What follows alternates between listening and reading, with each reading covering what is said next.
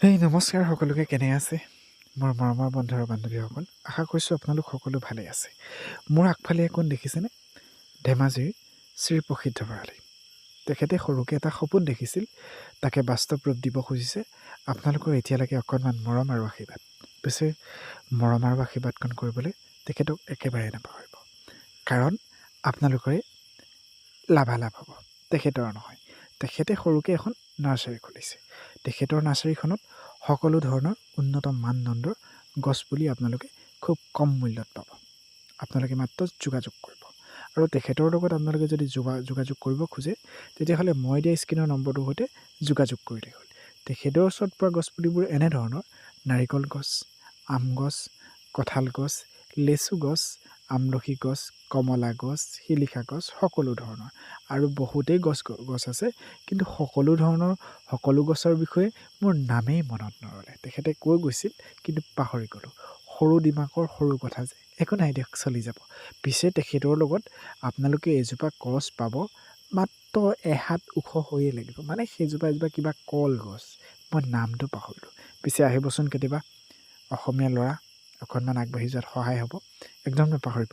যদি মোৰ ভিডিঅ'টো আপুনি চাইছে পিছে আৰু এটা কথা কি গম পায়নে আপুনি বাৰু কিবা মাটি বাৰী কিনি ৰাখিছে নেকি যদি কিনি ৰাখিছে তেতিয়াহ'লে এই ভিডিঅ'টো আপোনাৰ কাৰণে একদম প্ৰয়োজনীয় মানে তেখেতৰ ওচৰত এনেকুৱা এজোপা তামোল গছৰ পুলি আছে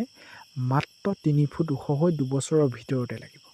তাকো একদম ডবল খাব পৰা তামোল খায়ো সোৱাদ পাব নাৰিকলৰ নিচিনা আপুনি যদি তামোল খাই ভাল পায় তেতিয়াহ'লে প্ৰসিদ্ধ দাদাৰ পৰা এজোপা তামোলৰ পুলি নি ৰুই থওক ঘৰৰ পিছফালে মনত ৰাখিব আৰু যদি আপোনালোকৰ ঘৰত সৰু সৰু ল'ৰা ছোৱালী আছে তেতিয়াহ'লে মাত্ৰ 2 ফুটত লগা আমৰ গছৰ পুলি আছে মাত্ৰ 2 বছৰত লাগিব তেতিয়াহ'লে দেৰি কিহৰ 100 পৰা 150 টকাৰ ভিতৰত সকলো ধৰণৰ গছ পুলি পাব কম মূল্যত ধেমাজি নগাখেলীয়াৰ আমাৰ ভঁৰালীদাৰ ওচৰত আৰু এটা কথা আপোনালোকে কি জানে মোৰ ভিডিঅ'টো আপোনালোকে ক'ৰ পৰা চাই আছে মইতো গম পোৱা নাই সেইটো কাৰণে সকলো ৰাইজকে কৈছোঁ যদি আপোনালোক ধেমাজিৰ কোনোবা বাহিৰৰ পৰা চাই আছে যেনে লখিমপুৰ গোগামুখ নলবাৰী বৰপেটা গুৱাহাটী যোৰহাট শিৱসাগৰ অন্যান্য জেগা বহুত আৰু কিমান জেগাৰ নাম ল'ম নহয় জানো যদি চাই আছে তেওঁলোকেও আমাৰ ভঁৰালীদাৰ পৰা গছপুলি কম মূল্যত ক্ৰয় কৰিব পাৰিব আৰু অসমৰ সকলো ঠাইলৈকে পঠিয়াই দিয়া ব্যৱস্থা কৰি ৰাখিছে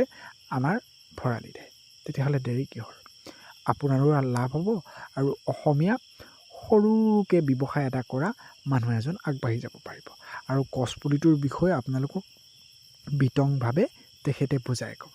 মাত্ৰ যোগাযোগ কৰিব আমাৰ ভঁৰালীদাৰ সৈতে এবাৰ এটা গছপুলি ৰুওক গোটেই জীৱনটো সেই গছপুলিত লগা ফল ফুল আপোনালোকৰ উপৰি পুৰুষসকলেও খাব পাৰিব পিছৰ পুৰুষসকলেও খাব পাৰিব মাজৰ সকলেও খাব পাৰিব চাওক শুদ্ধ অক্সিজেন অকণমান পাব হয়নে নহয় পৰিৱেশটো ভাল হৈ থাকিব গৰম দিনত ঠাণ্ডা হাৱা অকণমান পাব গছজোপাৰ তলত বহিব পাৰিব আপুনি 25 টকা দি এজোপা নেমু লগাই থৈ দিলে গৰম দিনত ৰস খাই আমনি লাগি যাব ইমানেই লোমালোমে লাগিব মোৰ পিছে ইমান অভিজ্ঞতা নাই গছপুলিৰ বিষয়ে আজি